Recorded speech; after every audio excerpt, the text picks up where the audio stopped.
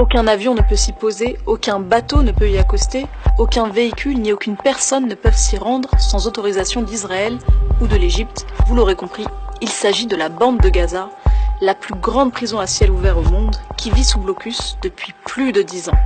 Et ce, dans l'indifférence générale. Mais alors, qu'est-ce que ça signifie concrètement pour les Palestiniens de vivre sous blocus? Et pourquoi est-ce que c'est l'une des pires injustices de notre époque? Alors avant de développer, il faut d'abord rappeler ce que c'est que la bande de Gaza. C'est le plus petit des territoires occupés palestiniens, une toute petite enclave qui fait 3 fois Paris où vivent près de 2 millions d'habitants. Et depuis 2007, c'est Israël qui décide de la liberté de circulation des Gazaouis. Tous les habitants de l'enclave, y compris les malades en traitement, les hommes et les femmes d'affaires, les personnes âgées, les pèlerins chrétiens ou musulmans qui veulent aller prier à Jérusalem, toutes et tous doivent demander l'autorisation de circuler à Israël. Et c'est la même chose côté égyptien, le seul autre pays qui partage une frontière avec Gaza, où le blocus s'est intensifié depuis la prise de pouvoir d'Abdel Fattah el-Sisi. Mais alors, en quoi consiste exactement ce blocus? Eh bien, en plus de contrôler les entrées et les sorties des hommes et des femmes, Israël décide également des produits qui ont le droit d'être importés par la bande de Gaza. Et si aucune liste officielle n'a jamais été publiée, on sait que pendant des années, les produits comme le café, le chocolat, la coriandre ou encore les chips n'avaient pas le droit d'entrer à Gaza,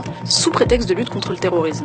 Et évidemment, Israël a aussi décidé d'interdire l'importation de ciment, ce qui a ralenti considérablement la reconstruction après l'offensive de 2014. Mais ce n'est que la partie la plus médiatisée du blocus qui a en réalité un impact sur le moindre mouvement des Gazaouis. Et la nouvelle arme utilisée par Israël pour faire pression sur les Palestiniens, c'est l'électricité.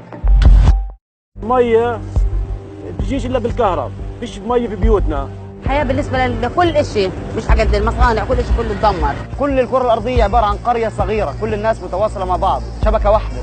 لما أنت ما يكون في كهرباء أنت منعزل تماما. Un enfant de 11 ans qui vit à Gaza n'a par exemple jamais connu ne serait-ce qu'une seule journée avec 12 heures d'électricité. Puisque c'est Israël qui décide ce qui entre et ce qui sort, c'est aussi Israël qui fournit la bande de Gaza en électricité, et les Gazaouis ont droit en général à 8 heures d'électricité par jour, sauf quand l'occupant décide de réduire la fourniture à 2 ou 4 heures. Et les conséquences du manque d'électricité sont connues, sur les hôpitaux qui ne peuvent plus fonctionner, sur les usines de désalinisation de l'eau qui ne peuvent plus fournir d'eau potable. Conséquence, 95% de l'eau courante n'est pas potable dans la bande de Gaza. Et concernant les entreprises, sans électricité, elles sont obligées de cesser leur activité. Aujourd'hui, la bande de Gaza a le taux de chômage le plus élevé au monde. 44% de la population active et 60% des jeunes y sont sans emploi. Mais ce n'est pas tout. Israël a également délimité des zones interdites à l'intérieur de la bande de Gaza, ce qu'on appelle les zones tampons. Pour le secteur agricole, ce sont des zones qui sont tout simplement interdites aux Gazaouis et où les soldats israéliens n'hésitent pas à tuer les agriculteurs qui les franchissent. Ces zones tampons auraient réduit les terres agricoles de Gaza d'au moins 30%.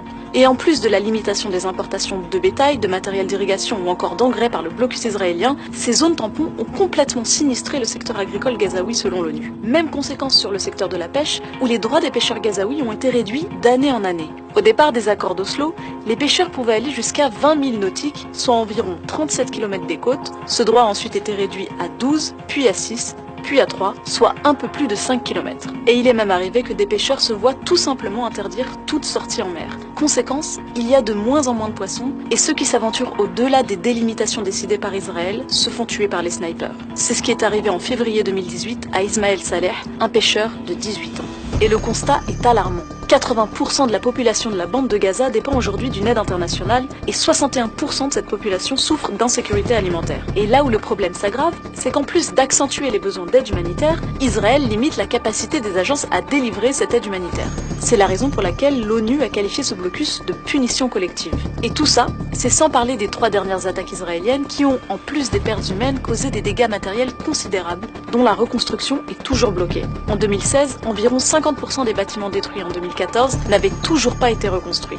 L'eau, l'assainissement, l'énergie, les infrastructures médicales et les entreprises de Gaza ne peuvent plus fonctionner. Et si Israël a décidé d'asphyxier la bande de Gaza depuis plus de 10 ans, c'est pour punir les Gazaouis d'avoir élu le Hamas lors des élections de 2006. Une élection démocratique qui ne plaît ni à Israël, ni au Fatah qui dirige l'autorité palestinienne, ni à la communauté internationale qui laisse faire. Et qui paye le prix aujourd'hui? Les civils gazaouis. Alors, l'ONU estime que Gaza sera invivable d'ici 2020, mais est-ce que ce n'est pas déjà le cas?